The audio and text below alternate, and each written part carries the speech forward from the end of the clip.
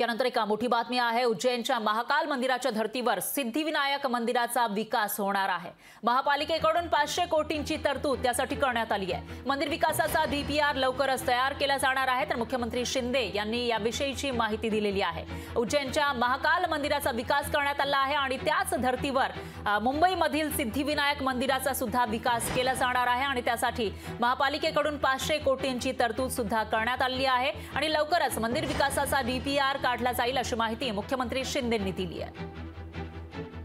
सरवणकर यांनी मला सिद्धिविनायक मंदिरासाठी एक चांगलं सिद्धिविनायक मंदिराचं एक डीपीआर चांगला झाला पाहिजे, सिद्धिविनायक मंदिर अतिशय उत्कृष्ट झालं पाहिजे अशा पद्धतीची मागणी केलेली आहे। तर चेहल यांना मी ऑलरेडी सांगितलं होतं की आपण उज्जैन महाकाल मंदिराचा जो आर्किटेक्चर आहे तो आर्किटेक्ट या ठिकाणी नेमावा आणि अतिशय भव्य दिव्य असं ज्याला जे करता येईल सिद्धिविनायक मंदिर ते 500 कोटी रुपये मुंबई महापालिकेने त्यासाठी त्याची तरतूद केलेली आहे।